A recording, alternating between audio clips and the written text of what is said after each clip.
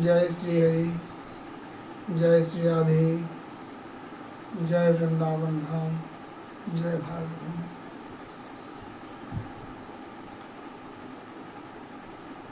आज आप लोगों के स्नेह और परमपिता परमेश्वर श्री बांके बिहारी जी की कृपा, राधा रानी के अनुराग की कृपा से आज हम गीता जी के आधार पर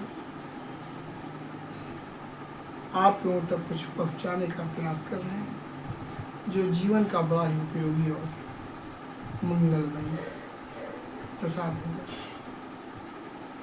आइए तो चले हम सब। जय श्री राधे, जय वृंदावन। अच्युतं केशवं राम नारायणं कृष्ण दामोदरं वासुदेवं हरिं श्रीधरं माधवं गोपिकावल्लभं जानकीनायकं रामचन्द्रं भजे। अच्युतं केशवं सत्यभामाधवं माधवं श्रीधरं राधिकाराधितम् इन्दिरामन्दिरं चेतसा सुन्दरं देवकी नन्दनं नन्दजं सन्दधे रघुकुल कमल श्री जानकीनाथ भक्तं कमल नयन सूरे पाद पद्माब्जभृङ्गं बुधवर बहुमान्य राघवाचार्य वरे विनहित मनसं तं श्रीधरार्यं भजामि। माधुलवंशकलसा बुधिपूर्णचन्द्रं श्रीनिवास गुरुवर्य पदाब्जभृङ्गं श्रीवाससूरितनयं विनयोज्वलन्तं श्रीरङ्गदेशिकमहं शरणं प्रपद्ये। ओम नमो नारायणाय, ओम श्रीमन्नारायणाय शरणं शरणं प्रपद्ये।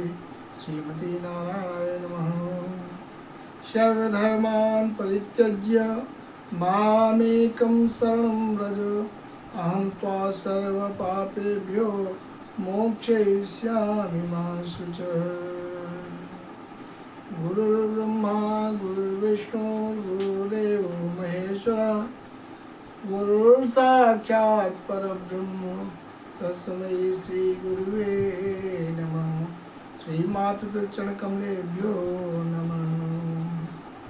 राम राम भद्राय रामाय रामभद्राय रामचन्द्राय वेधसे रघुनाथाय नाथाय सीताया पदये नमः।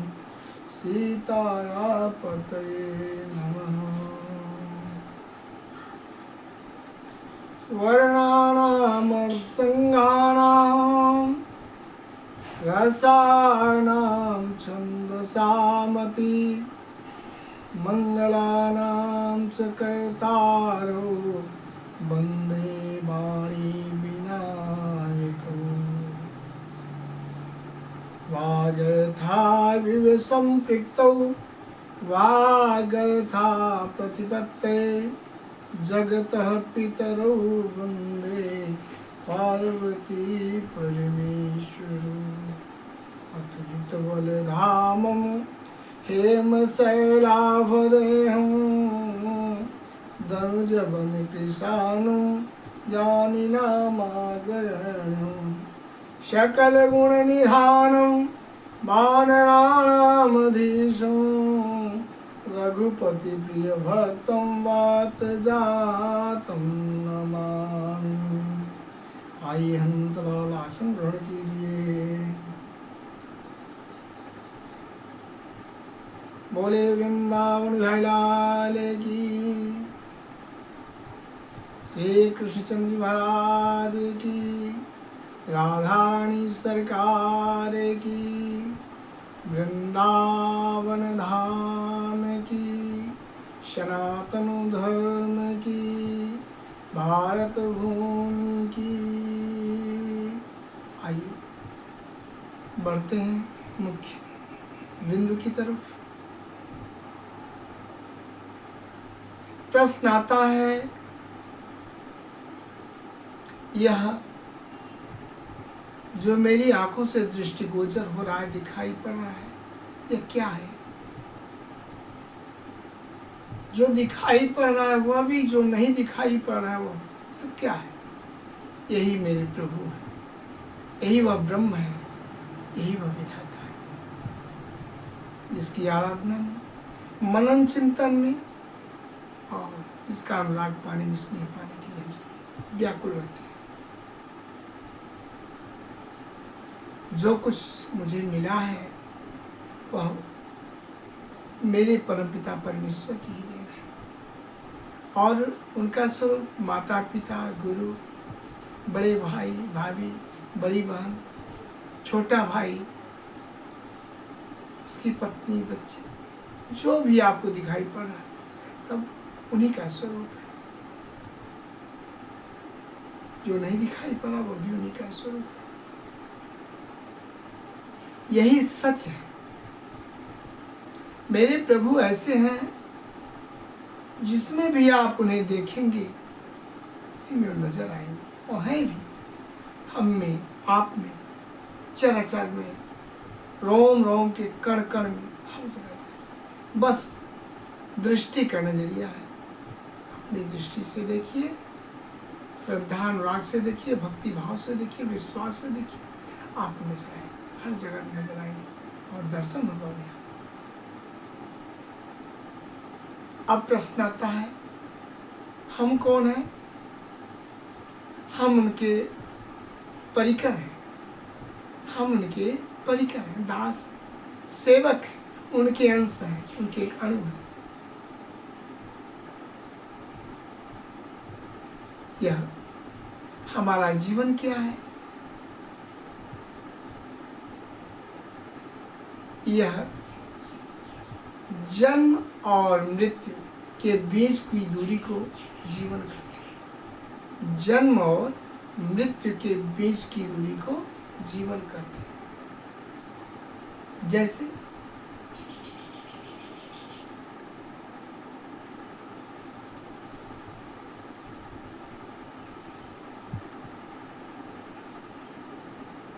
जहाँ से प्रस्थान आप कर रहे हैं वहाँ से लेकर गंतव्य स्थान के बीच की दूरी को क्या कहते हैं? मार्ग, पथ। उस समय क्या आप रहते हैं? राही रहते हैं, बटोही रहते हैं, पथिक रहते हैं ना। ऐसे ही यह जीवन है। हम उस जीवन पे चलने वाले राही हैं, बटोही हैं, पथिक हैं, यात्री हैं।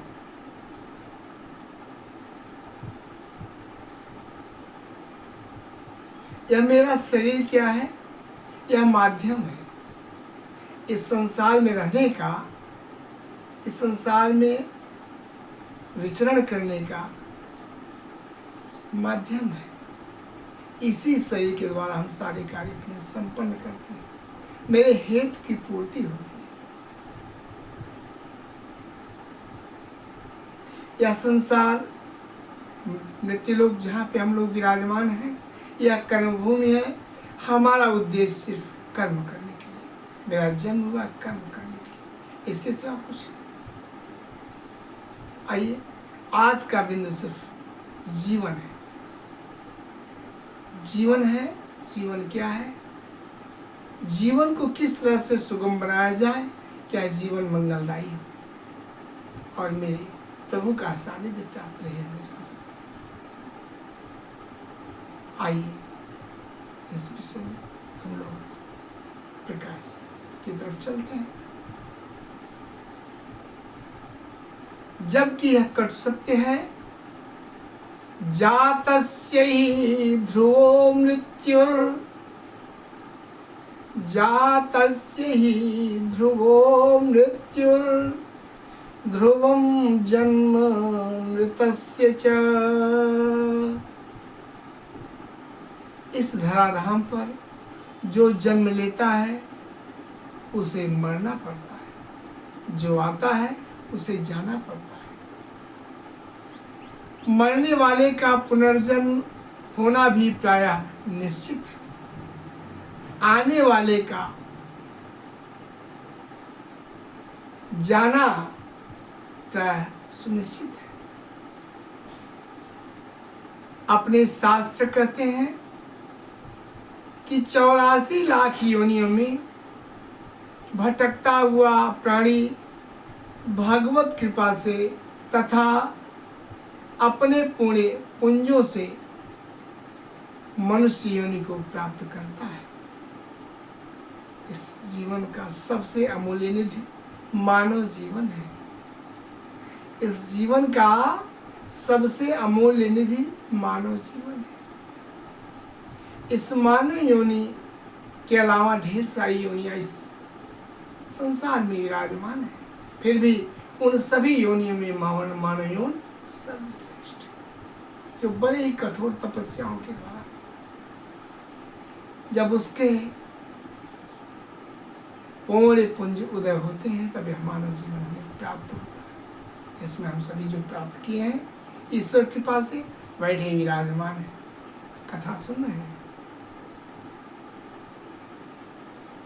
हमारे गोस्वामी तुलसीदास जी महाराज भी इस बिंदु पर संकेत करते हैं। क्या? बड़े भाग मानुष तन पावा, सुर दुर्लभ सब ग्रंथ निगावा। यह मानव शरीर मनुष्य का शरीर अपना प्राप्त करने पर उसके द्वारा जीवन पर्यंत किए गए अच्छे बुरे कर्मों के अनुसार प्राणी को पुण्य पाप अर्थात सुख दुख आगे के जन्मों यानी भविष्य में भोगने पड़ते हैं। अवश्यमेव भोक्तव्यम, अवश्यमेव भोक्तव्यम, कृतं कर्म शुभाशुभम। एक बार और, अवश्यमेव भोक्तव्यम, कृतं कर्म शुभाशुभम। अपने शुभ और अशुभ कर्मों के अनुसार ही विभिन्न अनेकानेक योनियों में यह जीव जन्म लेता है।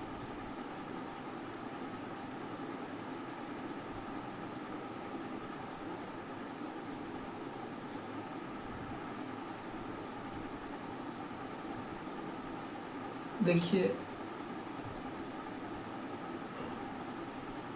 जब से ही जन्म होता है इस धराधाम पर जीवात्मा का, तभी से कर्म करना प्रारंभ कर देता है। तर्क संग्रह के अनुसार उत्क्षेपण, पक्षेपण, कुंचन, प्रसारण, गमनानि, पंचकर्माणि, ये 5 कर्म। उछलना, गिरना, फैलना, सिकुड़ना, गमनानि, आना जाना, ये 5 कर्म है जो जन्म लेते ही प्राणी करना शुरू कर देता है। अब जब जीवन के 4 पन है, आप जानते ही हैं। बाल्यावस्था में कुछ ज्ञान नहीं, अबोध, शैशवावस्था अबोध। भूख लगी तो रो दिए, मैया आकर दूध पिला दी। भूख लगी तो रो दिए, मैया ने आकर आहार ले लिया। थोड़ा मन विचलित हुआ तो मैया आकर गोद में लेकर प्यार करने लगी। बस यही तक।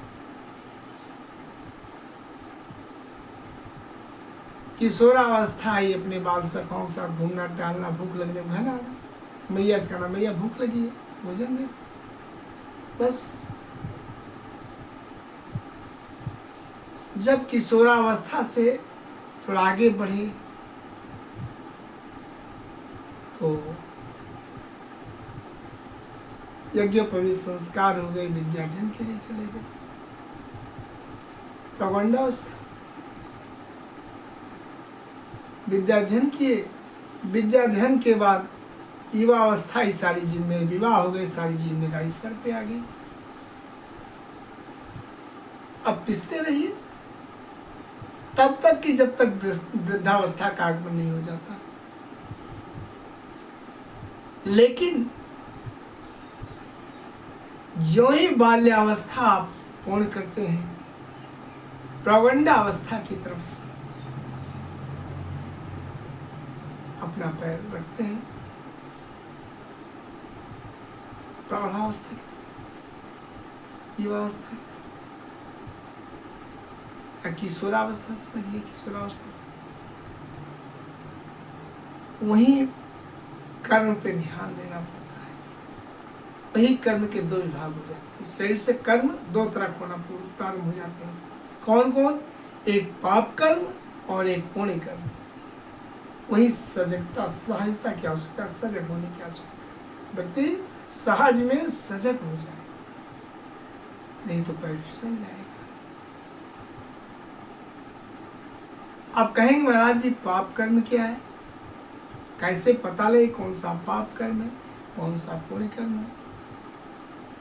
सीधी सी बात, जो खुद को सुख दे, जो कार्य जो कर्म मुझे सुख दे, लेकिन ध्यान रहे उसके द्वारा, उस कर्म के द्वारा जो मुझे सुख दे रहा है, उस कर्म के द्वारा किसी कोई कष्ट तो नहीं है, किसी को कोई कष्ट तो नहीं पहुंच रहा है, किसी कोई नुकसान तो नहीं हो रहा, किसी कोई अनफल तो नहीं हो रहा है, किसी की मर्यादा, किसी का आत्मसम्मान, किसी के आत्मा पे आघात तो नहीं पहुंच रही है। वह कर्म पुण्य कर्म होता है। वह कर्म पुण्य कर्म होता है। इसके विपरीत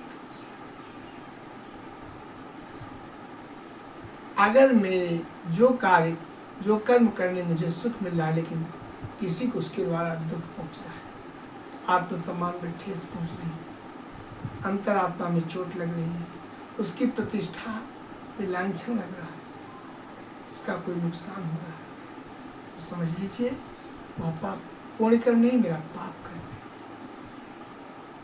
है। अथवा जो मुझे न भाए, यह भी है, जो मुझे न भाए, जो मुझे अच्छा न लगे, वह पाप कर्म है। अब आइए एक और बिंदु, पाप कर्म और पुण्य कर्म का विभाजन कैसे करें? पाप कर्म वह है, पाप कर्म में रत प्राणी, पशु पक्षी, कीट पतंग, त्रियक योनि तथा प्रेत पिशाचादि योनियों में जन्म ग्रहण करता है। इसलिए पाप कर्म का विचार करते हुए कर्म करना चाहिए। कहीं भूल से भी, कहीं एक क्षण भी मुझसे पाप न हो। पुण्य कर्म क्या है? पुण्य कर्म में रत प्राणी मनुष्य योनि, देव योनि आदि उच्च योनियों में जन्म ग्रहण करता है। हे प्यारे श्रोतागणों, ईश्वर की असीम अनुकंपा और अपने किए गए पुण्य कर्मों के आधार पर आज हम सभी लोग उस संचित पुण्य के आधार पर, प्रारब्ध के आधार पर मनुष्य को प्राप्त हुए हैं और इसका उपभोग कर रहे हैं। इसलिए सावधानी पूर्वक इस योनि का समुचित लाभ हमें लेना चाहिए।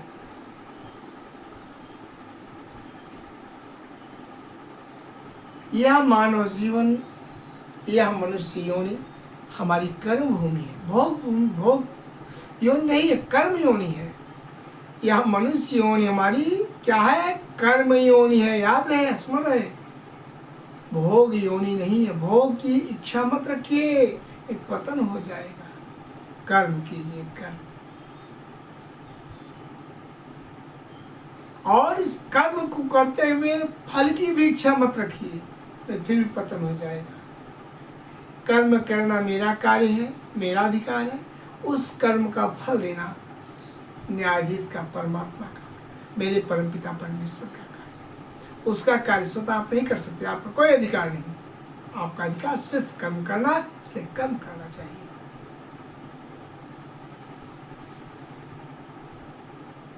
यह कर्म योनि मनुष्य योनि जो हम सबको प्राप्त है, केवल मनुष्य योनि ही कर्म योनि का अधिकारी है।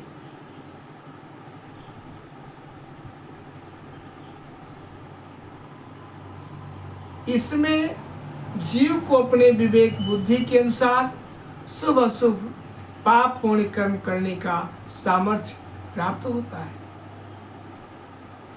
अतः मनुष्य योनि में जन्म लेकर प्राणी के अत्यंत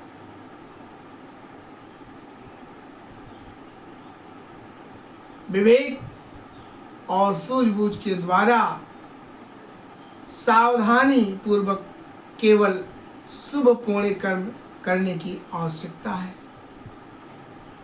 इस भट्टाटवी में अनेक जन्मों तक भटकने के उपरांत यह अत्यंत दुर्लभ मानव जीवन हम सभी को प्राप्त होता है।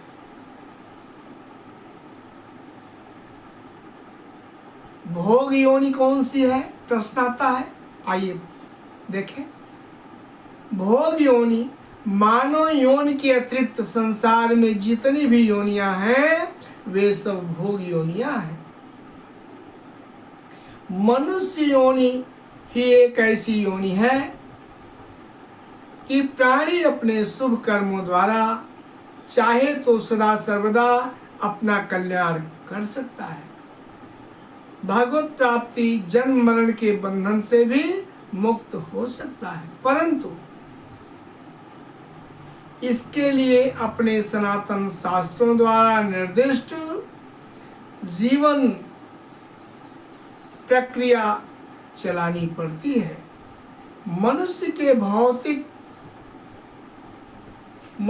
के नैतिक, मानसिक, आध्यात्मिक उन्नति के लिए, साथ ही बलवीर, प्रज्ञा और दैविक गुणों के प्रस्फुटन के लिए शास्त्रों द्वारा निर्दिष्ट संस्कारों से व्यक्ति को संस्कारित होना चाहिए। संस्कार का अर्थ है दोषों का परिमार्जन करना। अपने अंदर जो दुर्गुण है, दोष है, इन्हें निकाल देना, इनका परित्याग कर देना, इन्हें बहिष्कृत कर देना। जीव के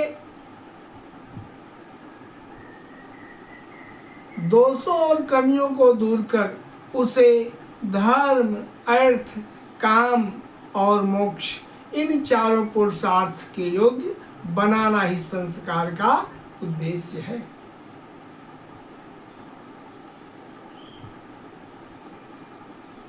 शबर स्वामी जी के आधार पर संस्कारों नाम स भवति यस्मिन्, संस्कारो नाम स भवति यस्मिन् जाते पदार्थो भवति योग्यः कश्चिदर्थस्य।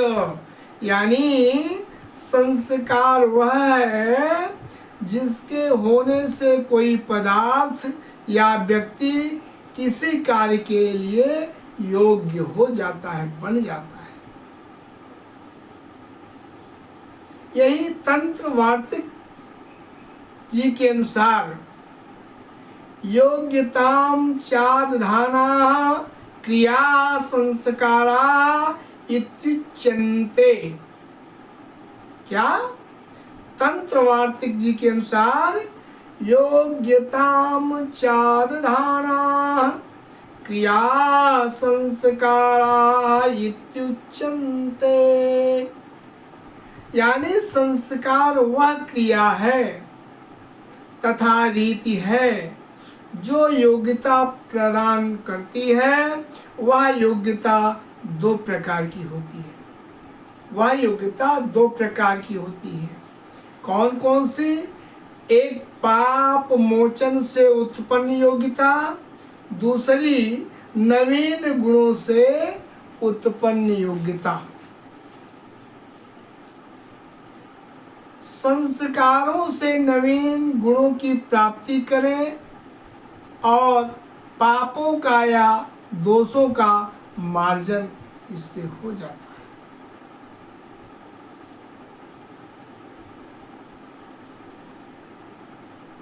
मनुस्मृति के द्वारा वैदिकैः कर्मभिः पुण्ये निषेकादि द्विजन्मनां कार्यः शरीर संस्कारः पावनः प्रेत्य चेह च। यानी वैदिक गर्भाधानादि पुण्य कर्मों द्वारा द्विज गणों का शरीर संस्कार करना चाहिए। यह संस्कार यह लोक और परलोक दोनों में जातक को पवित्र करने वाला है। भारतीय सनातन धर्म की यह मान्यता है कि एक बार माता के गर्भ से जन्म होता है और उपनयन संस्कार से दूसरा जन्म होता है। संस्कार की कितनी बड़ी महिमा है। एक बार व्यक्ति जीव जातक अपनी माता के गर्भ से जन्म लेता है। दूसरी बात जब उसका उपनयन संस्कार यज्ञोपवीत संस्कार हो जाता है तब उसका जन्म होता है। इसी आधार पर जिसके वैदिक संस्कार हुए हों उसे द्विज अर्थात दो बार जन्म लेने वाला कहा जाता है। द्विज का प्राय अर्थ है कि जिसका दो बार जन्म हुआ हो वही द्विज होता है। मनुष्य में मानवीय शक्ति का माध्यम होने के लिए उसे सुसंस्कृत होना परम आवश्यक है। अतः उसका पूर्णतः विधि पूर्वक संस्कार संपन्न होना चाहिए। वास्तव में विधि पूर्वक संस्कार साधन से दिव्य ज्ञान उत्पन्न कर आत्मा को परमात्मा के रूप में प्रतिष्ठित करना ही मुख्य संस्कार है। मानव जीवन प्राप्त करने की इसी में सार्थकता है। संस्कार से आत्मा अंतःकरण शुद्ध होता है। संस्कार मनुष्य को पाप अज्ञान से दूर रखकर आचार विचार ज्ञान विज्ञान से संपन्न करते हैं। अतः हमें संस्कारित होना अत्यंत आवश्यक है। आज हम सभी संस्कार विहीन हो जाने के कारण अपनों से ही त्रस्त हैं। जब हम खुद ही संस्कार विहीन हैं तो हमारी आने वाली पीढ़ियां हमारे द्वारा उत्पन्न जातक कैसे संस्कारित होंगे बताइए। इसीलिए हमारी पीढ़ियां सभी परेशान हैं क्योंकि हम सभी अपने संस्कारों को छोड़ चुके हैं। हे मेरे प्यारे श्रोतागणों, अभी समय है लौट आए। यह सनातन धर्म आपको वह योग्यता प्रदान करेगा, आप में वह ऊर्जा भर देगा कि आप सर्वगुण संपन्न हो जाए, सर्व समर्थवान हो जाए। यह जो परेशानियां हैं यह सारी अपने आप मिट जाएंगी।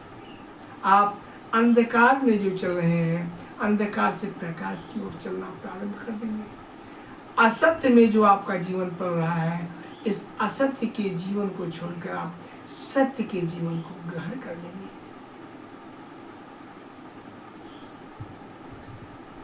याज्ञवल्क्य जी के अनुसार ब्रह्म क्षत्रिय वीर शूद्रा, ब्रह्म क्षत्रिय वीर शूद्रा वर्णास्त्वा ग्रास्त्रयो द्विजा निषेकार्य स्मशाना तास्ते साम वै मंत्रतः क्रिया। यानी ब्राह्मण, क्षत्रिय, वैश्य और शूद्र, इनमें प्रथम 3 वर्ण द्विज कहलाते हैं। कौन? ब्राह्मण, क्षत्रिय और वैश्य। इसमें जो 3 प्रथम वर्ण कहे गए हैं, यही द्विज कहलाते हैं। गर्भाधान से लेकर मृत्यु पर्यंत इनकी समस्त क्रियाएं वैदिक मंत्रों द्वारा होती हैं। उपनयन आदि संस्कारों को छोड़कर शेष संस्कार शूद्र वर्ण बिना मंत्र के करें, उन्हें करना चाहिए। संस्कार के बिना शरीर शुद्ध नहीं होता है और अशुद्ध व्यक्ति देवताओं और अपने पितरों हव्य एवं कव्य के कर्मों को करने के अधिकारी नहीं है। इसलिए संस्कारित होना ब्राह्मण, क्षत्रिय, वैश्य और शूद्र, इन 4 वर्णों को अत्यंत आवश्यक है।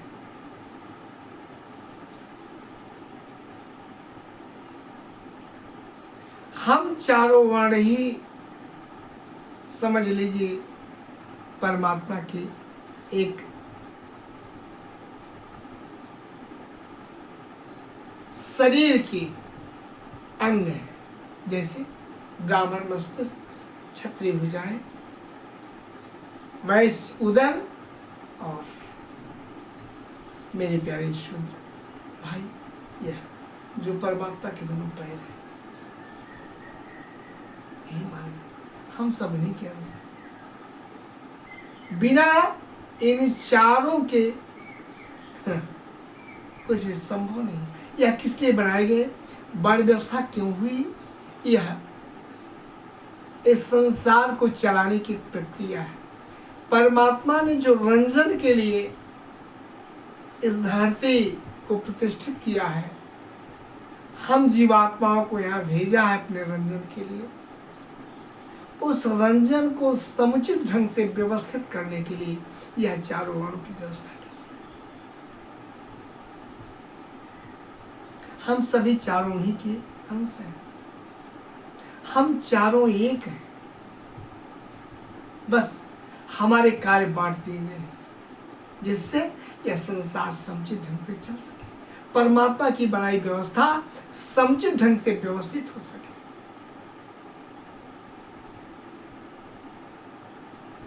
इसलिए हम सबको आपस में प्रेम से, प्यार से रहकर, एक दूसरे का सहयोग करते हुए, परमात्मा को सदैव याद करते हुए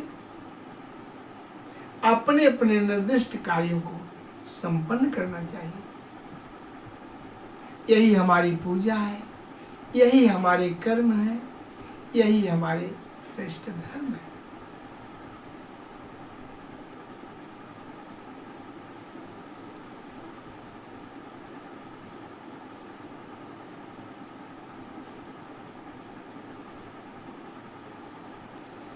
संस्कार संपन्नता नितांत आवश्यक है प्यारे, 4 वर्णों के लिए। आप लोग ध्यान दें, किसी एक पे नहीं। संस्कार संपन्नता नितांत आवश्यक है। इससे शारीरिक एवं मानसिक मनोविकारों अपाकरण की शुद्धि हो जाती है, इसलिए करना चाहिए। आज हम सभी संस्कार विहीन हैं, इसीलिए हम सब परेशान हैं। हम सभी परेशान, त्रस्त हैं, लेकिन अपने को दोष नहीं देते, दूसरे पर लगाते हैं। इसका भी कारण संस्कार विहीनता ही है, अज्ञानता ही है। तथा आध्यात्मिक पूर्णता की प्राप्ति सहज में ही हो जाती है संस्कार के द्वारा, जो मानव जीवन का चरम लक्ष्य है। संस्कार शब्द का अर्थ है, संस्कार शब्द सम उपसर्ग पूर्वक वृक्ष धातु में घय प्रत्यय लगाने पर सम परिभ्याम करो तो भूषणे, इस पाणिनि सूत्र से भूषण अर्थ में सुट करने पर सिद्ध होता है। इसका अर्थ है संस्करण, परिष्करण, विमलीकरण, विशुद्धिकरण आदि। जिस प्रकार से मलिन किसी वस्तु को धुलकर पोंछकर शुद्ध पवित्र बना लिया जाता है, वैसे ही जैसे स्वर्ण को अग्नि में तपाकर, सोने को अग्नि में तपाकर उसके मलों को दूर किया जाता है, मल के जल जाने पर स्वर्ण विशुद्ध रूप से होकर चमकने लगता है, निखार आ जाता है। ठीक उसी प्रकार से संस्कारों के द्वारा जीव के जन्म जन्मांतर से संचित मन रूप बुरे कर्म, निकृष्ट कर्म दूरीकरण हो जाते हैं। यही कारण है कि हमारे सनातन धर्म में जीव के गर्भ में बालक आने से लेकर जन्म लेने तक तथा बूढ़े होकर मरने तक संस्कार किए जाने का प्रावधान है और किए जाते हैं।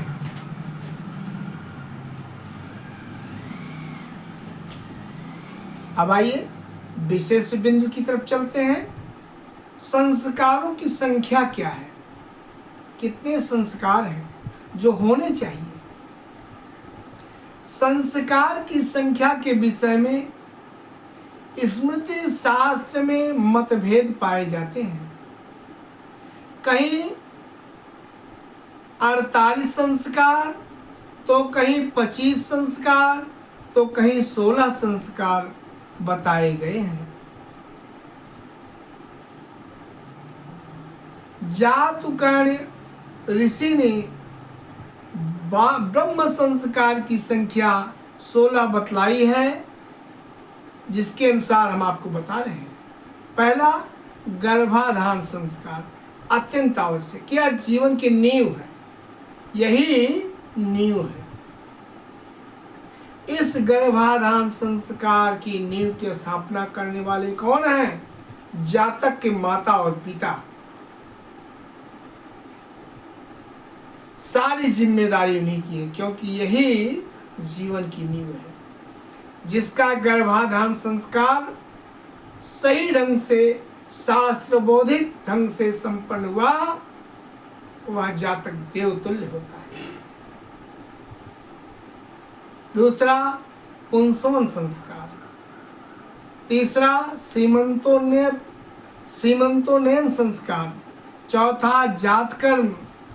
पांचवा, नामकरण। छठवां, अन्नप्राशन संस्कार। सातवां, चूड़ाकरण संस्कार। आठवां, उपनयन संस्कार। नौवां, वेदारंभ संस्कार। 10वां, ब्रह्मवर्त संस्कार। 11वां, वेद व्रत संस्कार। और 12वां, गोदान संस्कार। 13वां, समावर्तन संस्कार। 14वां, विवाह संस्कार। 15वां, ब्रह्मवर्त संस्कार। और 16वां, अंत्यकर्म संस्कार। यह 16 संस्कार है, षोडश संस्कार बताए गए हैं। इनमें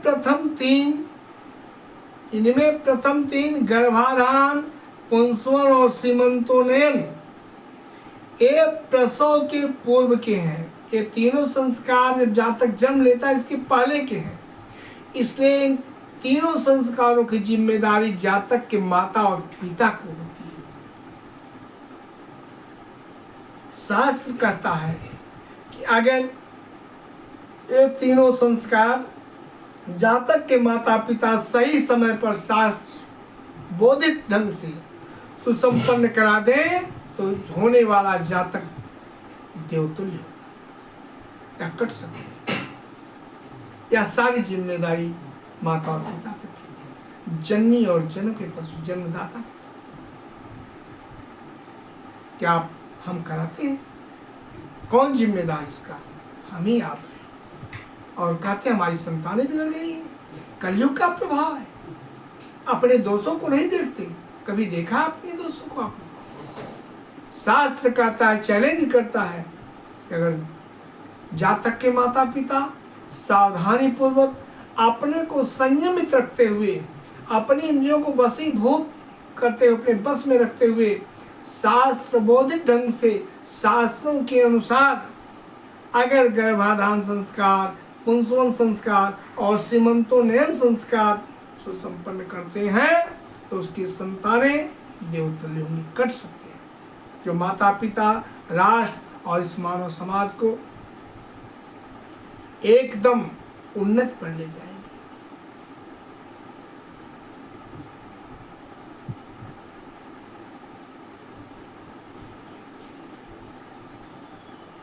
ये तीनों संस्कार जो मुख्यतः माता पिता द्वारा बीज एवं क्षेत्र की शुद्धि के लिए किए जाते हैं।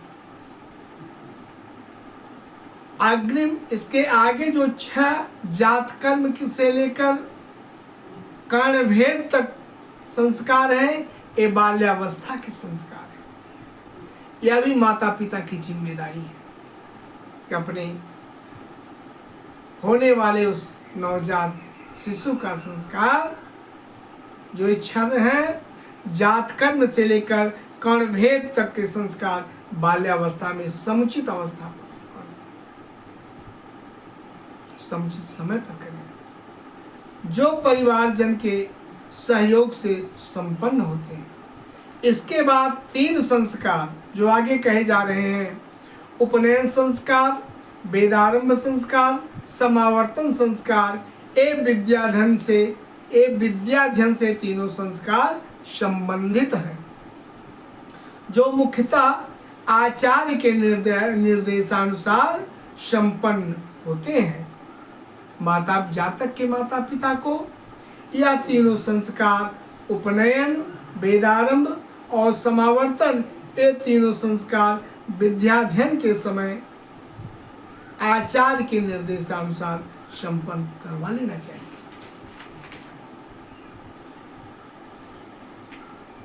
शेष इसके बाद जो विवाह, वानप्रस्थ एवं संन्यास, ये 3 संस्कार 3 आश्रमों के प्रवेश द्वार हैं तथा व्यक्ति स्वयं इसका निष्पादन करता है, चयन करता है। यह जातक की जिम्मेदारी है, यह उस व्यक्ति की जिम्मेदारी है कि वह विवाह करेगा या वानप्रस्थ में जाएगा या संन्यास ग्रहण करेगा। तथा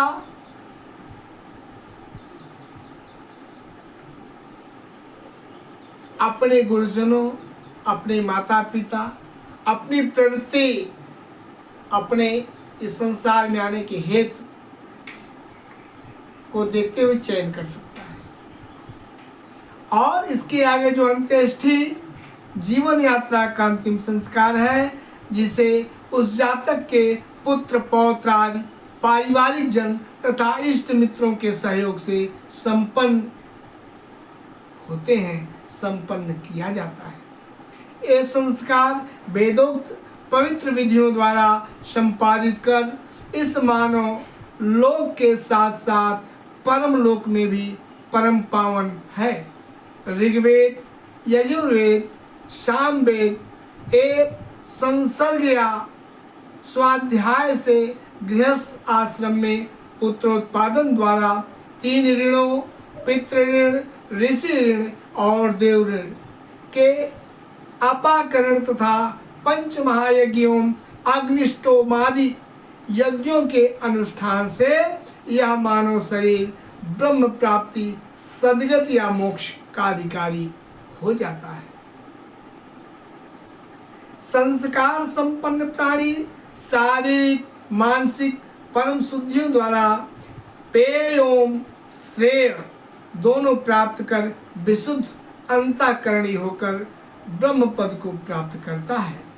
मानव जीवन को विशुद्ध करने की चरणबद्ध प्रक्रिया का नाम ही संस्कार है।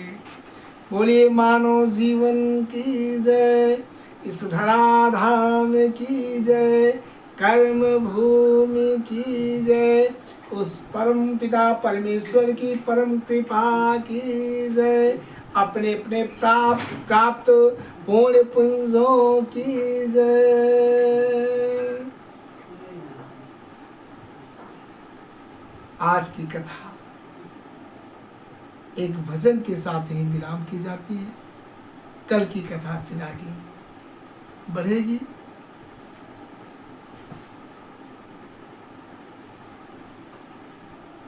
अब अगले दिन जब आप सुनेंगे तो उसमें यह निर्दिष्ट होगा, आपके संज्ञान में लाया जाएगा कि किस तरह से हम अपने इच्छानुसार पुत्र पुत्री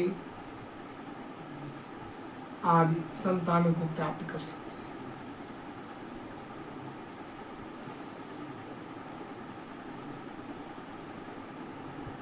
आइए अपने इस जीवन को जो परमात्मा का दिया हुआ है, परमात्मा को सौंपने का प्रयास करें। जीवन का मैंने सौंप दिया सब भार तुम्हारे हाथों में। जीवन का मैंने सौंप दिया सब भार तुम्हारे हाथों में। सब भार तुम्हारे हाथों में, सरकार तुम्हारे हाथों में। जीवन का मैंने सौंप दिया सब भार तुम्हारे हाथों में।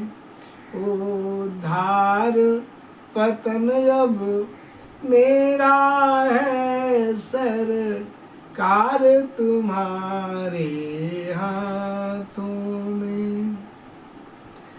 हम तुमको कभी नहीं भजते, फिर भी प्रभु हमें नहीं तजते। हम तुमको कभी नहीं भजते, फिर भी प्रभु हमको नहीं तजते। उपकार हो अपकार हमारे हाथों में, उपकार प्रभु जी के हाथों में। अपकार हमारे हाथों में, उपकार प्रभु जी के हाथों में। हम में तुम में है भेद यही, प्रभु में हम में है भेद यही। हम नर हैं प्रभु नारायण है, हम में प्रभु में है भेद यही। हम नर हैं प्रभु नारायण है, हम हैं संसार के हाथों में। हम हैं संसार के हाथों में, संसार प्रभु के हाथों में। हम हैं संसार के हाथों में, संसार प्रभु के हाथों में। जीवन का मैंने सौंप दिया सब भार प्रभु के हाथों में। उद्धार पतन अब मेरा है सरकार तुम्हारे हाथों में। हो कल्पना जगाया करती है, एक सेतु विरह के सागर में कल्पना बनाया करती है। इस हो कल्पना बनाया करती है, एक सेतु विरह के सागर में, जिससे हम पहुँचा करते हैं उस पार प्रभु के हाथों में। जिससे हम पहुँचा करते हैं उस पार प्रभु के हाथों में। दृग बिंदु कह रहे हैं भगवान, दृग बिंदु कह रहे हैं भगवान,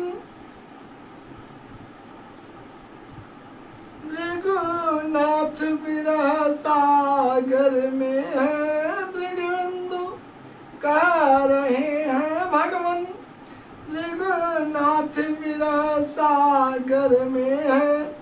मझधार मझधार हमारे हाथों में पतवार प्रभु जी के हाथों में। मझधार हमारे हाथों में पतवार प्रभु जी के हाथों में। उद्धार पतन अब मेरा है सरकार आपके हाथों में। जीवन का मैंने सौंप दिया सब भार तुम्हारे हाथों में। बोले वृंदावन सरकार की जय, राधे रानी जी महारानी की जय, हम सब की ठाकुरानी की जय, सनातन धर्म की जय, भारत भूमि की जय, प्यारे श्रोता गणों की जय, इस परम पावन वेला की जय। आज की कथा बस यहीं तक।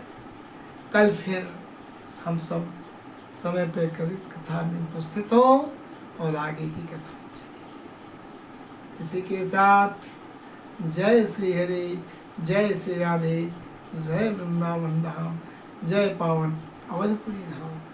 प्रणाम। जय श्री हरि।